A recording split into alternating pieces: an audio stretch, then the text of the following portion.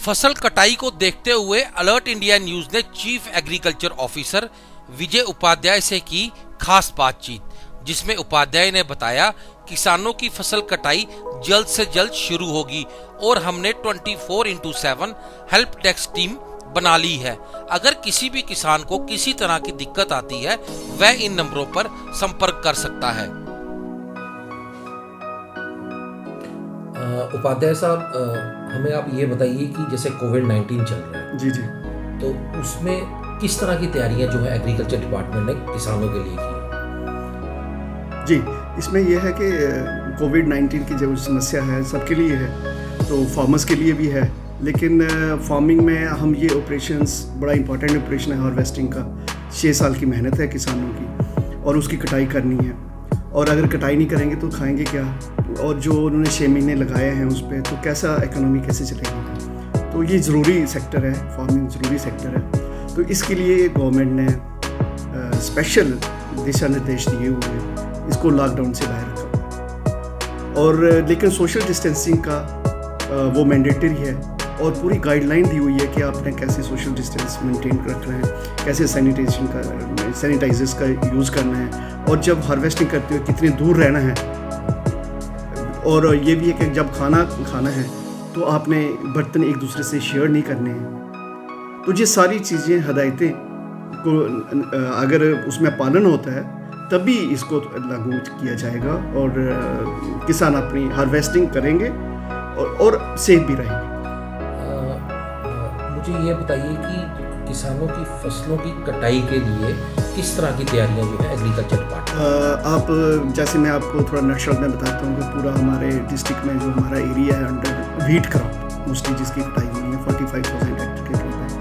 तो लेकिन इस साल आप जानते हैं काफ़ी बारिशें हुई थी, फ्लडिंग हुई थी, जिसकी वजह से हमारा कोई 5-6 हज़ार कम लगा था, कोई 39,000 हेक्टेयर में लगा हुआ है। ये पूरा डिस्ट्रिक्ट इंक्लूड होता है, तो जिसमें से कोई हमारा कोई 22,000 के करीब सोइंग एरिया हमारा इस प्लेन बेल्ट में है, जिसको हीरानगर, नगरी, ये सारा जो प्लेन बेल्ट है इसमें करते हैं। तो इसके लिए तैयारियां ये है कि इस बार जैसे आप जानते हैं कि लेबर की शॉर्टेज है, लेबर काफ़ी कम अवेलेबल है, क्योंकि लेबर घर पे चली गई है काफ़ी, जो है वो एक जगह से दूसरी जगह नहीं जा सकती, इंटर डिस्ट्रिक्ट नहीं जा सकती। तो हम इस टाइम पे डिपेंडेंट हैं मैकेनाइजेशन पे, और फॉर्चुनेटली आपको बताऊं कि डिपार्टमेंट ऑफ एग्रीकल्चर ने इस साल पहली बार कंबाइंस पे भी सब्सिडी दी थी, और हमने अपने डिस्ट्रिक्ट में 2 नई कंबाइनें लाई हैं।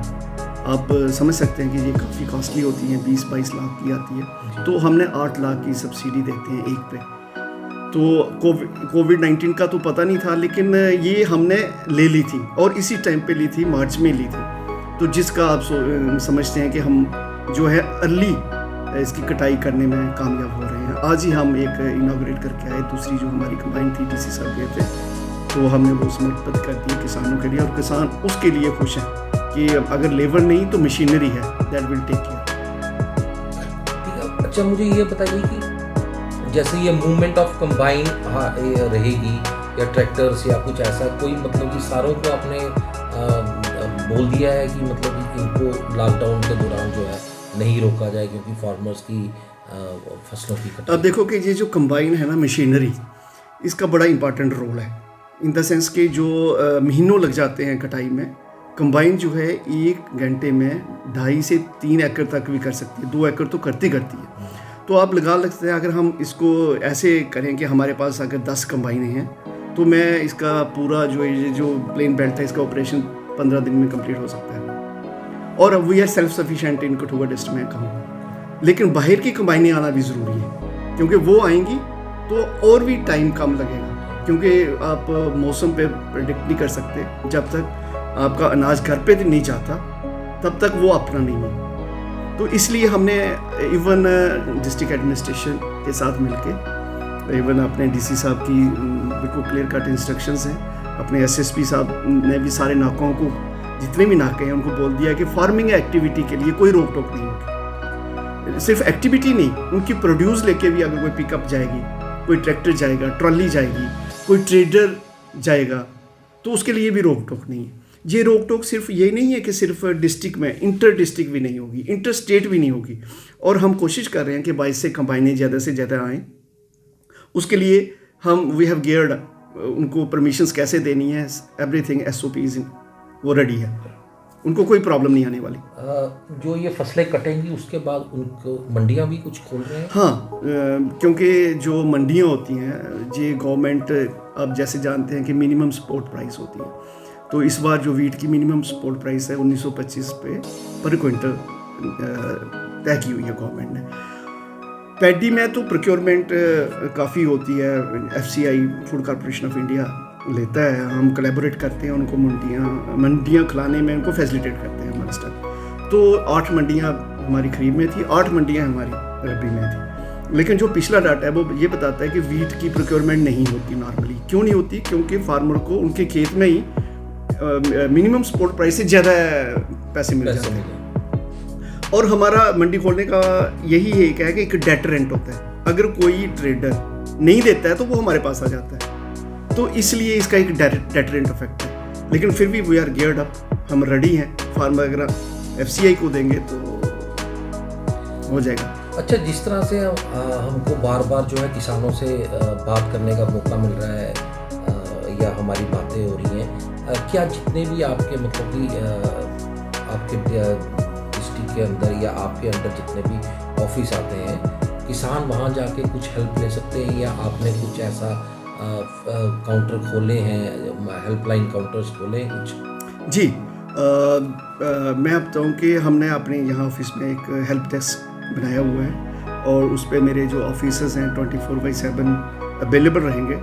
और उनकी कोई भी समस्या है, क्या इनको कोई नाके पे रोकता है तो हम टेकअप करते हैं पुलिस के साथ, क्या उनको कोई मंडी में प्रॉब्लम आ रही है वो भी टेकअप करते हैं, क्या उनको कोई पास चाहिए तो उसके लिए करते हैं। जो भी उनकी समस्या है, from sowing to harvesting anything, तो वो हमारे जैसे ही वो हमारे नोटिस में लाते हैं तो हम उसका समाधान टेलीफोनिकली भी करते हैं। पास की ज़रूरत हो तो उनको पास भी डिस्ट्रिक्ट एडमिनिस्ट्रेशन से दिलवाते हैं। लेकिन बॉटम लाइन यही है कि वो जो SOPs हैं इसके, कोविड के, सोशल डिस्टेंसिंग, सैनिटाइज़र, हाइजीन, ये सबको मेंटेन रखना है उसके दायरे में।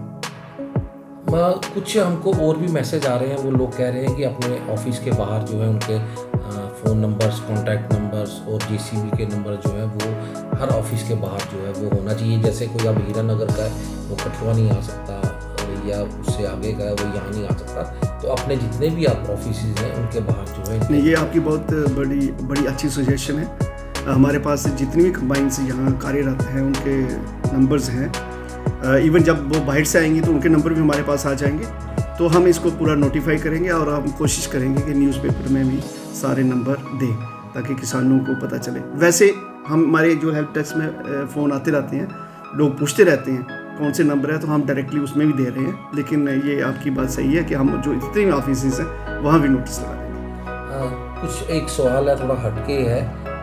जिस तरह से हमारी टीम जो है किसानों से मिलते रहते हैं गांव में जाकर, जैसे हीरानगर में जितनी भी हैं, उनको पिछले कंपनसेशन की बड़ी डिमांड रहती है कि हमारी जो फसलें ख़राब हुई हैं वो कंपनसेशन नहीं मिला है हमें। क्या उसमें ये था कि जैसे आपको पता है कि जब ये रबी सीज़न शुरू होना था तो काफ़ी बारिशें हुई, फ्लडिंग हो गई। जिन्होंने क्रॉप लगाई थी, सोइंग हुई थी, तो वो सारा फ्लडिंग काफ़ी देर रही तो उनका नुकसान हो गया।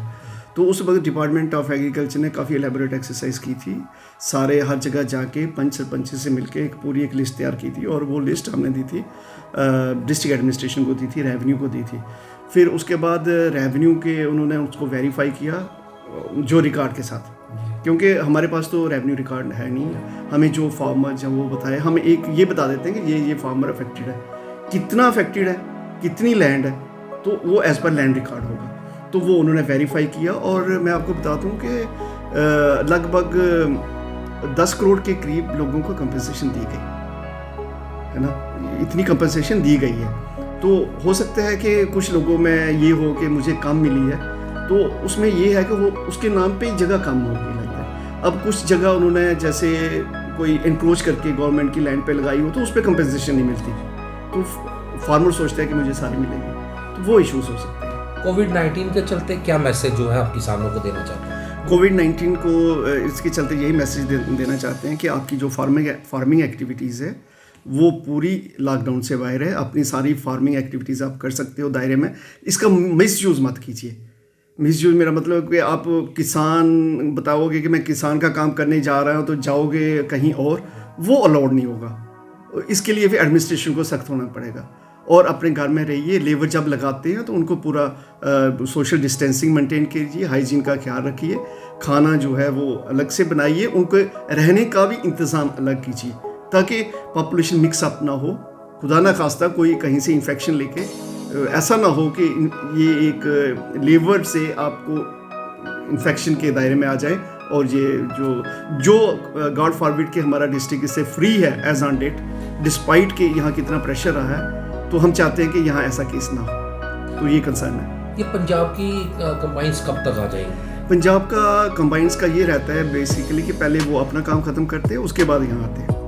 तो लेकिन मुझे अभी आपसे पहले एक फ़ोन आया लुधियाना से, तो वहाँ से 2 कंबाइन वाले कह रहे थे कि हम आना चाहते हैं, क्या फॉर्मेलिटीज़ हैं। तो मैंने उनको बोल दिया कि आप एक एप्लीकेशन फॉर्म मैंने उनको भेज दिया, कर दो, उसका हम एडवांस में पास जनरेट करके उसको ऑनलाइन ही भेज देंगे। लेकिन बॉटम लाइन वहाँ भी यही रहेगी कि कोई जो रेड जोन से आएगा उसको अलाउ नहीं करेगा जाएगा। क्या मशीन है, क्या ड्राइवर है, वो रेड जोन से अलाउ नहीं। उसकी प्रॉपर सैनिटेशन होगी लखनपुर पोस्ट पे, उसकी रजिस्ट्रेशन होगी, उसको पास इशू किया जाएगा, then he is free to work.